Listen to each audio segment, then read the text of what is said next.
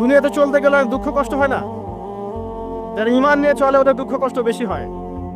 তা আল্লাহ বলছেন টেনশন করো না, কষ্ট পেও না, তোমার রব তোমাকে ছেড়ে দেননি। ওয়ালা সাউফা ইউতিকা রাব্বুকা ফাতারদা, তোমার রব তোমাকে শীঘ্রই দান করবেন আর তুমি সন্তুষ্ট হয়ে যাবে। আলাম ইয়াজিদকা ইয়াতীমান ফাআওয়া, আল্লাহ বলছেন আল্লাহ কি তোমাকে এতিম রূপে পাননি? এরপর আল্লাহ কি তোমাকে প্রতিপালন করে বড় করেননি? ওয়াজাদাকা দাল্লান ফাহাদা, আল্লাহ কি তোমাকে পথভ্রষ্ট পান নাই? তোমাকে আল্লাহ পাক হেদায়েত দেন নাই? তো আল্লাহ যে এগুলো করেছেন সে আল্লাহ তোমাকে পরকালে ইনশাআল্লাহ ভালো রাখবেন। ফাআম্মাল ইয়াতীমা ফালা তাকহার, তো তুমি এতিমদের প্রতি কঠোর হয়ো না। ওয়া মাসাইলা ফালা তানহার, কেউ চাইলে তার হাতকে খালি ফিরিও না, ধমক দিও না। ওয়া আম্মা বিনিআমাতি রাব্বিকা ফাহাদ্দিস, তোমার রবের এই সমস্ত নিয়ামতগুলো তুমি মানুষের কাছে বর্ণনা করতে থাকো। এরপরের সূরা থেকে খেয়াল দেখবেন, সূরা আলাম নাশরাহ লাকা সাদরাক, মনে হয় দুটো একটা আরেকটার সাথে পেয়ার। আলাম নাশরাহ লাকা সাদরাক, আমি কি তোমার হৃদয়কে প্রশস্ত করে দেই নাই? ওয়াদা'না আনকা ওয়িজরাক, তোমার বোঝাগুলো হালকা করিনি? কাকে বলছেন এগুলো আল্লাহ পাক? রাসূলুল্লাহ সাল্লাল্লাহু আলাইহি ওয়াসাল্লাম। তো যে মানুষটা জান্নাতে যাবে নিশ্চিত, এবং যিনি জান্নাতের দরজা না খুললে জান্নাতের দরজা কারো জন্য খোলা হবে না। যে মানুষটা হচ্ছে ভদ্র, স্মার্ট, বিচক্ষণ, কোনো মানুষ পৃথিবীতে নাই। সকল ধর্মের মানুষ মানে এটা। কিছু আছে শয়তান, মানুষ টুপি শয়তান, এরা মানে না, বাট দেখবেন ম্যাক্সিমাম মানুষই মানে, হোক বা খ্রিস্টান বা হিন্দুইজম বা মুসলিমরা তো মানেই, সবাই মানে। এই মুহাম্মদ সাল্লাল্লাহু আলাইহি ওয়াসাল্লামের মতো স্মার্ট, বিচক্ষণ, ভদ্র, সুচরিত্রের মানুষ পৃথিবীতে কোনোদিন আসেও নি, আসবেও না। তো সেই নবীর জীবনটা আপনি পড়ে দেখবেন, আর রাহিকুল মাখতুম বইটা, যে চড়াই আর উতরাই, খালি দুঃখ, কষ্ট, যন্ত্রণা, লাঞ্ছনা, কন্টিনিউয়াসলি। আমাদের নবী সাল্লাল্লাহু আলাইহি ওয়াসাল্লাম তো 1 মাস শান্তিতে ঘুমানো নাই নবী হওয়ার পরে। যখন তিনি মারা যান, ফাতিমা রাদিয়াল্লাহু আনহার কথা মনে আছে না? কানে কানে কি জানি বললেন। তখন আমাদের নবী একটা কথা বলেছিলেন, আমি এই বয়সে সে কথাটা বুঝি, মাদ্রাসা লাইফে, ইউনিভার্সিটি লাইফে বুঝিনি। নবীজি বলেছিলেন তার মেয়েকে, ফাতিমা রাদিয়াল্লাহু আনহা তার কষ্ট দেখে কান্নাকাটি শুরু করলেন। আমাদের নবীজি তাকে কাছে ডেকে বললেন কানে কানে যে কি জানি একটা বললেন। তারপর ফাতিমা রাদিয়াল্লাহু আনহা চুপ করে গেলেন। তো পরে জিজ্ঞাসা করা হলো কি বলেছিলেন? তিনি বললেন, আল আব্বাজান বলেছেন আজকের পর তোমার আব্বার কোনো কষ্ট থাকবে না, আর তুমি আমার পরিবারের মধ্যে সবার আগে আমার সাথে সাক্ষাৎ করবে। এই যে আজকের পর আমার আব্বার আর কোনো কষ্ট থাকবে না, এর মানে বোঝেন, মানে সারাটা নববী জীবন কত যে কষ্ট নবী সাল্লাল্লাহু আলাইহি ওয়াসাল্লামকে সহ্য করতে হয়েছে। আজকে জান্নাতে যাওয়ার দিন, আজকে আর তোমার আব্বার কোনো কষ্ট থাকবে না। এই মানুষটার যদি এই অবস্থা হয় তাহলে আমরা কি? আল্লাহ পাক সেই মানুষটাকে এই সূরা দুটো শোনাচ্ছেন, আমি কি তোমাকে এতিম পাই নাই, তোমাকে পথভ্রষ্ট পাই নাই, হেদায়েত দেই নাই, ভরণ পোষণ করিনি, আমি আল্লাহ তোমাকে ছেড়ে দেই নাই, শীঘ্রই তোমাকে দান করব, হ্যাঁ, তোমার বোঝাকে আমি হালকা করিনি। ফাইন্না মাআল উসরি ইউসরা, ইন্না মাআল ইউসরি ইউসরা, কষ্টের সাথেই স্বস্তি আছে, নিশ্চয়ই কষ্টের সাথেই স্বস্তি আছে। ফাইদা ফারাগতা ফানসাব ওয়া ইলা রাব্বিকা ফারগাব, যখন তুমি অবসর পাবে তখন তোমার রবের দিকে একনিষ্ঠ হও। এটাই বলতে যাচ্ছি আমি আপনাদেরকে, যে আমাদের উচিত শুধু আল্লাহর দিকে একনিষ্ঠ হওয়া, দুনিয়াকে ভালো না বাসা, কিচ্ছু না দুনিয়াটা। আমার চেয়ে ভালো আপনারা এটা জানেন না, কিচ্ছু না দুনিয়াটা, মানে মুহূর্তে ডিজাস্টার হয়ে যেতে পারে। আর যাদেরকে নিয়ে এই দুনিয়া, আমাদের মা বাবা, ভাই বোন, আত্মীয় স্বজন, স্ত্রী সন্তান, এরা সবাই যে যার হক চাচ্ছে, তাদের হক দিয়ে দেন, আপনি খুব ভালো, দিতে পারবেন না আপনি ভালো না। সারাটা জীবন করতে থাকেন, দেখবেন একদিন দিতে পারেন নাই, সে আপনাকে চিনবে না। নবী সাল্লাল্লাহু আলাইহি ওয়াসাল্লাম বলেননি কথাগুলো? জাহান্নামে যাওয়ার কারণ এগুলো উল্লেখ করেন নাই? কিসের আত্মীয় আর কিসের আপনজন আর কিসের অফিসের বস আর কিসের কি, সবাই সবার স্বার্থ নিয়ে পড়ে আছে। শুধু একজন সত্তা আপনার কাছে স্বার্থ চায় না, সে কে? আল্লাহ পাক। এটা যদি বুঝতে পারেন তাহলে দেখবেন মনটা আল্লাহর দিকে নরম হয়ে যাবে। আর মুসলিমদের এখন এই মানসিক আত্মশুদ্ধিটা বেশি দরকার। আমরা কেন যেন অস্থির জাতি হয়ে গেছি, এমন একটা মানসিকভাবে শান্তি নেই আমাদের মধ্যে। খেয়াল করে দেখবেন সারা দিন দুশ্চিন্তা, দুর্ভাবনা, পেরেশানি। নামাজে আসি তাও মনে হয় যত তাড়াতাড়ি নামাজ শেষ করতে পারলে বাস। 5 মিনিট 4 রাকাত নামাজ, আর ইমাম যদি ভুলে 10 মিনিট পড়ায় তো চাকরি নট। খতিব খুতবা দিবে 30 মিনিট ঘড়ি ধরে বলে দিবে, ভুলে যদি 10 মিনিট বেশি দিয়ে ফেলছে, আজকে আসছেন ভালো কথা, হাদিয়া নিয়ে যান, পরের দিন আর আসেন। অস্থির। অস্থিরতার কারণ দুনিয়ামুখিতা, আল্লাহ থেকে দূরে থাকা। অস্থিরতার কারণ কোরআন থেকে দূরে থাকা। অস্থিরতার কারণ নিয়মিত সুন্নাহর উপর আমল না করা, ডেইলি জিকির আজগারগুলো না করা, ডেইলি কোরআন তেলাওয়াত না করা, হাদিস অনুবাদ সহ না পড়া, দিনের জ্ঞান চর্চা না করা, দিনী হালাকাগুলোর মধ্যে না বসা। অস্থিরতার অনেক কারণ, টাকা পয়সার পিছনে ছোটা, বাড়ি গাড়ি স্ট্যাটাসের পিছনে ছোটা, এবং এই লোভ, এই লালসা আপনাকে স্থির থাকতে দিবে না। অস্থিরতার কারণ এই যে আমরা বলি মেটেরিয়ালিজম, আমরা বলি বস্তুবাদিতা, এগুলো অস্থিরতার কারণ। এগুলো কখনো আপনাকে স্বস্তি দিবে না। আপনি যত দৌড়াবেন দুনিয়ার পেছনে, দুনিয়া আপনার থেকে তত পালাতে থাকবে। আর আল্লাহ পাক বলেছেন, হে আদম সন্তান, আমার ইবাদতের জন্য সময় বের করো, আমি তোমাকে 2টা জিনিস দিব। 1 নাম্বার, তোমার হাতকে আমি সচ্ছলতা দিয়ে ভরে দিব, আর 2 নাম্বার, তোমার সমস্ত অভাব আমি দূর করে দেব। যে ব্যক্তি আল্লাহর জন্য সময় দেয়, আল্লাহর জন্য বাঁচে, আল্লাহর জন্য মরে, সব কাজ আল্লাহর সন্তুষ্টির জন্য করে, দেখবেন ও মনের মধ্যে শান্তি আছে। হয়তোবা তার 5 তলা 10 তলা বাড়ি নাই, BMW নাই, সুজুকি জিক্সার নাই, তারপরে দেখবেন সে অনেক শান্তিতে আছে, কারণ তার মনের মধ্যে একটা প্রশান্তি কাজ করে। আর যে ব্যক্তির মধ্যে দেখবেন আল্লাহর কনসিয়াসনেস নাই, ইবাদত নাই, কোরআন সুন্নাহ এগুলো কিচ্ছু নাই, দুনিয়ার সব আছে, দেখবেন ব্যাংক ব্যালেন্স, টাকা পয়সা, মনে শান্তি নাই। এই মনের শান্তিটাকে উসমান রাদিয়াল্লাহু আনহু বলতেন যে আল গিনা, মানে ধনাঢ্য, ধনী বলি না আমরা, এটাই হচ্ছে ধন। আর আমি বারবার একটা কথা বলি যে এই দুনিয়াতে আল্লাহ ছাড়া আমাদের আপন বলে কেউ নাই। আপনি যাকে আপন মনে করেন না কেন, আমাদের সম্পর্ক আছে বাবার সাথে, মায়ের সাথে, স্ত্রী সন্তানদের সবার সাথে, আমাদের হক আছে, অধিকার আছে, সব ঠিক আছে। বিশ্বাস করেন আল্লাহ ছাড়া আপন বলে আপনার কেউ নাই। এই যে গার্লফ্রেন্ডকে আপন মনে হয়, এরা আপন না। স্ত্রী সন্তানদেরকে খুব আপন মনে হয়, আপনার মৃত্যুর পর 40 দিন সময় লাগবে না সব ভুলে যেতে। পিতা মাতা, ভাই বোন সবাইকে আপন মনে হচ্ছে, পিতা মাতার স্থান বাবা মার পরে, আল্লাহ রাসূলের পরে, সেটা ঠিক আছে, আপন আল্লাহ ছাড়া তারা নন। আপনি তাদের মনোপুতভাবে নিজে প্রতিষ্ঠিত হতে পারবেন না, তারা আপনাকে চিনবে না। সারাটা জীবন তোর পিছনে এত টাকা ঢাললাম, কি করলি? কিছু করতে পারলি না। আবার এখন যারা পিতা মাতা হয়েছেন, সন্তান থেকে আপন মনে হচ্ছে, দেখবেন এই সন্তানকে আপনি আপনার মনোপুতভাবে সম্পত্তি দিতে পারবেন না, ভরণ পোষণ দিতে পারবেন না, এই সন্তান বড় হয়ে আপনাকে বৃদ্ধাশ্রমে পাঠিয়ে দিতে পারে, নাউজুবিল্লাহ। অথবা আপনার সাথে এই সন্তানই খারাপ ব্যবহার করবে, আপন মনে হচ্ছে। আল্লাহ ছাড়া কেউ আপন না, আল্লাহ ছাড়া আপন কেউ না। আর আল্লাহ ছাড়া সত্যিকার অর্থে আপনাকে আমাকে ভালো কেউ বাসে না, শুধু আল্লাহ আপনাকে ভালোবাসেন। এটা আপনারা হারে হারে উপলব্ধি করবেন যত দিন যাবে ইনশাআল্লাহ। তাই শুধু সেই আল্লাহর জন্যই নিজেকে খালেস করে দেন, আর যার যার হক তাকে তাকে দিয়ে দেন। দুনিয়াতে শান্তিতে থাকার ফিলোসফি বলছি, philosophy of happiness in this হায়াতুদ দুনিয়া, সেটা হচ্ছে যার যার হক তাকে তাকে দিয়ে দেন, নিজের হক আল্লাহর কাছে চেয়ে নেন। আর দুনিয়াকে আপন মনে করবেন না, আল্লাহ ছাড়া কাউকে আপন মনে করবেন না, আপনি সুখে থাকবেন ইনশাআল্লাহ। দুনিয়ার দাসত্ব করবেন, আল্লাহ ছাড়া অন্য মানুষদেরকে আপন মনে করে নেবেন, দেখবেন আপনি পদে পদে কষ্ট পাবেন। কারো কাছে আশা করেন না, কষ্ট পাবেন না।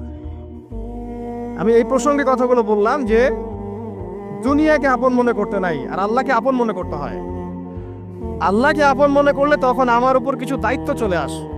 কি দায়িত্ব? আল্লাহ আমাকে সৃষ্টি করেছেন, রিজিক দিয়েছেন, লালন পালন করছেন, বাঁচিয়ে রেখেছেন, তার হাতে আমার মৃত্যু, তার হাতে সবকিছু।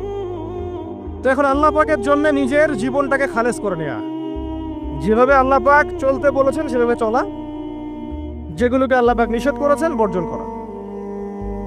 আর রাসূলুল্লাহ সাল্লাল্লাহু আলাইহি ওয়াসাল্লামের সুন্নাহ আল্লাহ পাক রেখে দিয়েছেন আমাদের সামনে। এই সুন্নাহগুলো যদি আমরা অনুসরণ করতে পারি, ইনশাআল্লাহ এই দুনিয়াতে কিছু পাই বা না পাই, ইনশাআল্লাহ পরকালে আপনি আল্লাহর ক্ষমা পাবেন ইনশাআল্লাহ তাআলা। কোরআনের সূরাগুলার অর্থ সব খুতবায় বলা যায় না, সময় সংকুলন হয় না। এত চমৎকার ওয়াদ-দুহা সূরা আছে না, শপথ দ্বিপ্রহরের, ওয়াল-লাইলি ইযা সাজা, শপথ রাতের যখন সেটা আচ্ছাদিত হয়। মা ওয়াদ্দাআকা রাব্বুকা ওয়া মা ক্বালা, আল্লাহ কত মায়া দিয়ে তার নবীকে বলছেন যে তোমার আল্লাহ তোমাকে ছেড়েও দেন নাই, তোমার আল্লাহ তোমাকে ছেড়ে দেন নাই। ওয়ালা সাউফা ইউতিকা রাব্বুকা ফাতারদা, শীঘ্রই তোমার রব তোমাকে দান করবেন এবং তুমি সন্তুষ্ট হয়ে যাও। ওমর রাদিয়াল্লাহু আনহু বলছেন আমরা এভাবেই একদিন মসজিদে বসেছিলাম, হাত্তা তালা আলাইনা রাজুলুন, এমনকি আমাদের ভিতর দিয়ে একজন ব্যক্তি প্রবেশ করলো, একজন ব্যক্তি প্রবেশ করলো। আমি যে হাদিসটা বলছি এটা হচ্ছে হাদিসে জিবরিল, এবং মুফাসসিরিন মুহাদ্দিস উভয়ই তারা বলে থাকেন এই হাদিসটা হচ্ছে উম্মাহাতুল হাদিস, হাদিসের মা বা জননী। ইসলামের সবকিছু এখানে পাবেন ইনশাআল্লাহু আযজা ওয়া জাল্লা। হাত্তা তালা আলাইনা রাজুলুন, এমনকি একজন ব্যক্তি প্রবেশ করলেন, শাদীদুল বায়াদিস সিয়াব, তার কাপড়টা ছিল অত্যন্ত চকচকা ধবধবে সাদা, ওয়া শাদীদুস সাওয়াদিশ শা'r, এবং তার চুলগুলো ছিল প্রচন্ড কালো, কুচকুচে কালো, অনেকটা আমাদের এই ভাইয়ের মতো। তো এখান থেকে বুঝতে পারলাম যে টিপটাপ পরিপাটি থাকা, উত্তম পোশাক পরা, সুন্দর স্মার্ট থাকা ইসলামের সুন্নাহ। আর আমরা খেয়াল করলে দেখবেন সবচাইতে খারাপ কাপড়টা পরে মসজিদে আসে, আর সেই ব্যক্তি মসজিদে আসলেন সবচেয়ে সুন্দর কাপড়টা পরে, তার সামর্থ্য অনুযায়ী সবচেয়ে সেরাটা, কারণ আমরা এখানে আল্লাহর সাথে দেখা করতে এসেছি। আর স্মার্ট থাকার জন্য রাসূলুল্লাহ সাল্লাল্লাহু আলাইহি ওয়াসাল্লামের যে স্মার্ট কোনো সুন্নাহ নাই। তিনি ছিলেন এই পৃথিবীর সবচেয়ে বিচক্ষণ, প্রজ্ঞাবান, handsome, smart people, smart human being people না, তাই না? তার চেহারার চেয়ে সুন্দর চেহারা কারো আছে? তার চেহারার চেয়ে সুন্দর চেহারা, তার চোখের চেয়ে সুন্দর চোখ, তার চেয়ে সুন্দর করে কথা বলা, তার চেয়ে সুন্দর শারীরিক গঠন, তার চেয়ে সুন্দর গায়ের গন্ধ, তার চেয়ে সুন্দর করে হাঁটা, মানুষের সাথে মেশা, ইবাদত করা, আমল করা, আল্লাহর জন্য সেজদা করা, কান্নাকাটি করা, যত কাজ নবী সাল্লাল্লাহু আলাইহি ওয়াসাল্লাম করতেন তার চেয়ে সুন্দর করে কেউ করতে পারবে? তো আজকের যুব সমাজ নবী সাল্লাল্লাহু আলাইহি ওয়াসাল্লামের আদর্শ বাদ দিয়ে অন্যান্য পশ্চিমা আদর্শ গ্রহণ করেছে, অথচ তারা বুঝতে পারে নাই সবচাইতে স্মার্ট পিপল হচ্ছেন, হিউম্যান বিং হচ্ছেন on the face of the earth রাসূলুল্লাহ সাল্লাল্লাহু আলাইহি ওয়াসাল্লাম। তো আমরা সবাই তার সুন্নাহ ফলো করতে পারি না? এই ব্যক্তি যখন মসজিদে আসলেন তার গায়ে ধবধবা সাদা পোশাক ছিল, আর সাদা পোশাক পরা নবী সাল্লাল্লাহু আলাইহি ওয়াসাল্লামের সুন্নাহ, তিনি এটা পছন্দ করতেন। চুল ছিল কালো, লা ইউরা আলাইহি আসারুস সাফার, তাকে দেখে মনে হচ্ছিল না যে সে সফর করে এসেছে, মানে কোনো ক্লান্তি নাই তার মধ্যে। আমরা মসজিদে আসলে ক্লান্ত হয়ে যাই, সমস্ত কাজকর্ম শেষ করে ক্লান্ত হয়ে মসজিদে আসি, আর তাদের সুন্নাহ ছিল তারা মসজিদে আসলে প্রাণ ফিরে পেতেন, আর আমরা মসজিদে আসলে ঘুমাই। এই যে আমি খুতবা দিচ্ছি, দেখবেন অনেকে ঘুমাবে। একটা আমল বলে দেই, যদি জুমার দিনে মসজিদে এসে ঘুম ঘুম লাগে তাহলে জায়গা চেঞ্জ করবেন, আপনি সরে যাবেন আরেক জায়গায়, আরেক ভাইকে ওই জায়গা দিবেন, দেখবেন ঘুম চলে যাবে ইনশাআল্লাহ।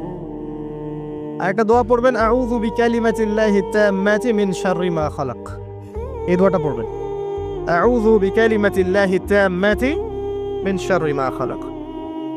লা ইউরা আলাইহি আসারুস সাফার, তাকে দেখে মনে হচ্ছিল না সে সফর করে এসেছে। ওয়ালা ইয়ারিফুহু মিন্না আহাদ, এবং তাকে আমাদের এই মদিনার কেউই চিনে না, আননোন একটা ফেস, অপরিচিত মানুষ, মনে হচ্ছে আকাশ থেকে টুপ করে পড়েছে। এই কথাগুলো কে বলছেন? ওমর রাদিয়াল্লাহু তাআলা। ওমর রাদিয়াল্লাহু আনহু খুবই বিচক্ষণ সাহাবী এবং খুবই দূরদর্শিতা সম্পন্ন, সূক্ষ্মদর্শী। এবার সেই ব্যক্তি হাত্তা জালাসা মা'আন নবী সাল্লাল্লাহু আলাইহি ওয়াসাল্লাম, এমনকি সে এসে নবী সাল্লাল্লাহু আলাইহি ওয়াসাল্লামের সাথে বসে পড়লো। কিভাবে বসলো? ফাআসনাদা রুকবাতাইহি ইলা রুকবাতাইহি, তার এই যে দুই হাঁটু তাশাহুদের সময় আমরা যেমন করে বসি এইভাবে হাঁটুর সাথে হাঁটু লাগিয়ে বসলেন। ওয়াদা কাফাইহি আলা ফাখিজাইহি, এবং তার দুই হাত এটা নবী সাল্লাল্লাহু আলাইহি ওয়াসাল্লামের রান উরু এর উপরে রাখলেন। চিন্তা করেন, দৃশ্যটা চিন্তা করেন। তো এই ব্যক্তি কিছু জানতে এসেছে, তো টিচারের কাছে ওস্তাদের কাছে এই যে শিক্ষার্থী যাচ্ছেন, তালেবে ইলম ওস্তাদের কাছে যাচ্ছেন, আদবটা খেয়াল করেছেন? ওই জায়গায় আমাদের জেনারেশনে কেউ থাকলে কি বলতো বলেন তো? হুজুর একটু তাকান দিকে, এটাই বলতো। মুসাফা করে হুজুর একটু দোয়া করে নেওয়ার জন্য একটু তাকান, হুজুর একটা ছবি নিব খালি। এই ব্যক্তি এই কাজ করলো না। ওস্তাদের সাথে কিছু জানতে আসলে, কাছে কিছু জানতে আসলে দিনের ব্যাপারে আদব রক্ষা করতে হয়, না হলে জ্ঞান পাওয়া যাবে না। আর জ্ঞান পেলেও দেখবেন সেটার উপর আমল করার সৌভাগ্য হচ্ছে না, জ্ঞান ভুলে যাবে না। খুব সেন্সিটিভ বিষয়গুলা।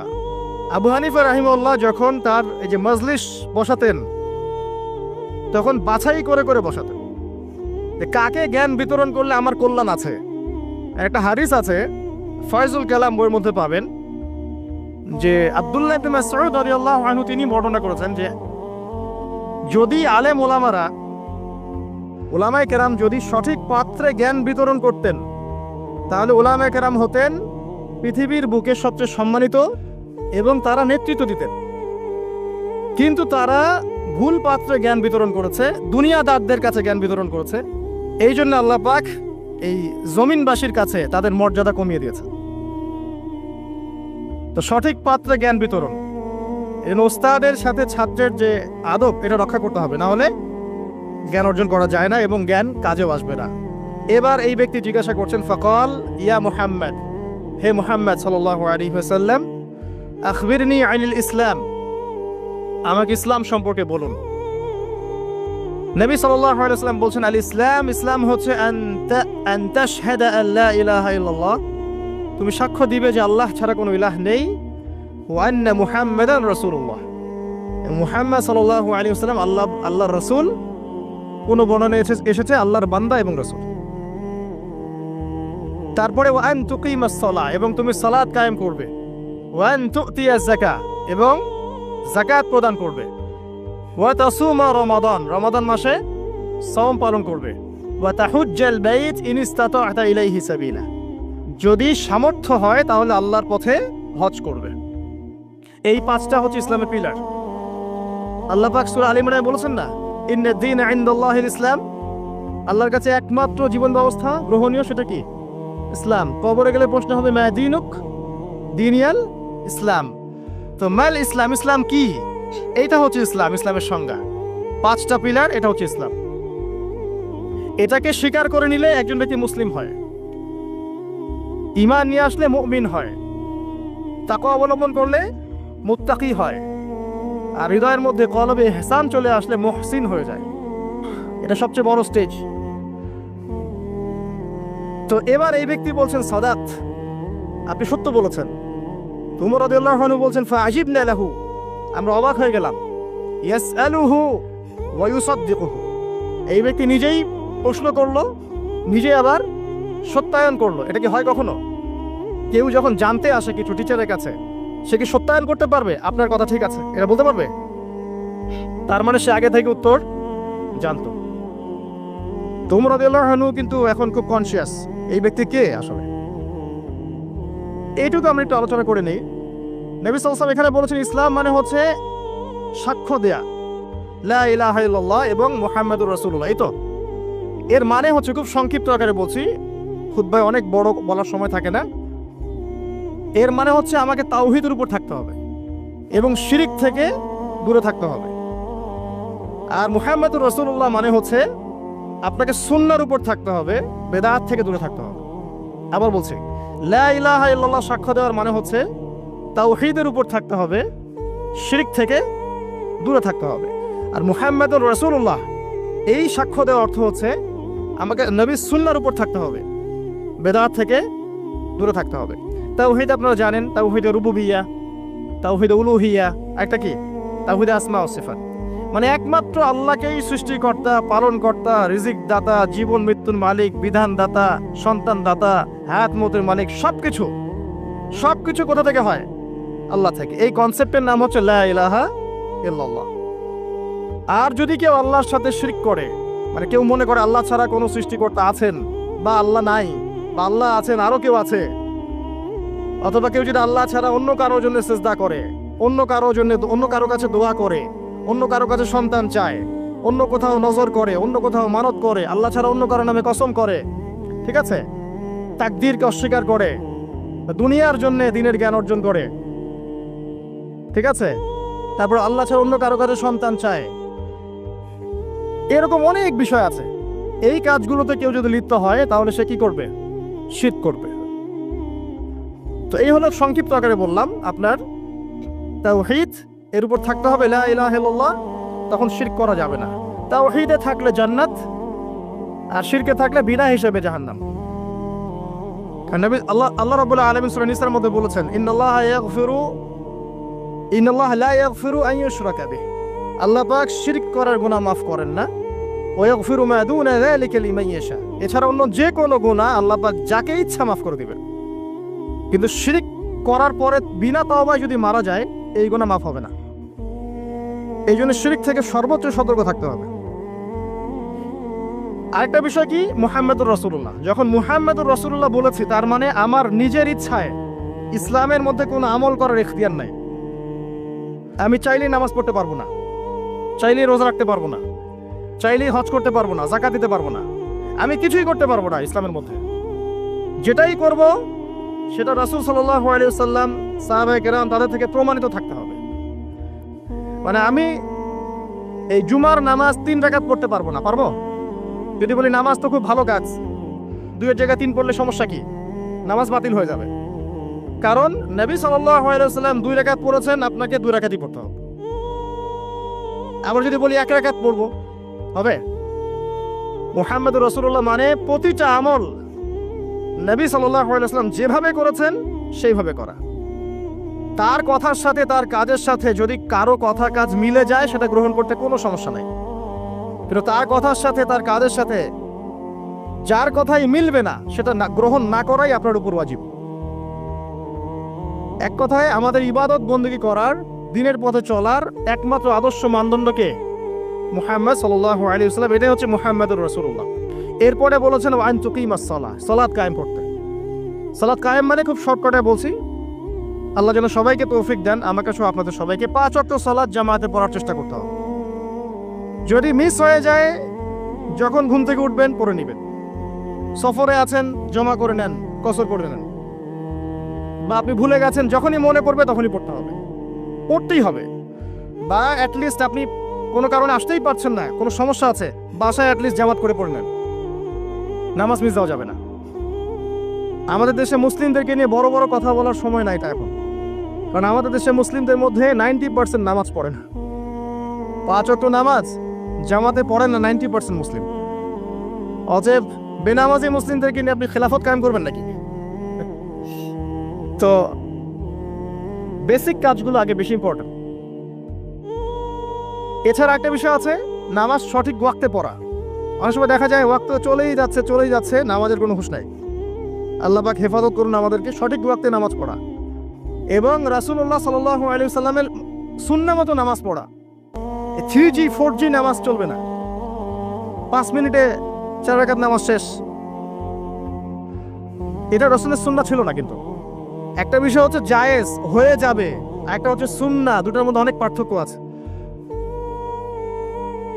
কুলি না করলে ওযু হবে না, কুলি যদি না করি ওযু হবে না।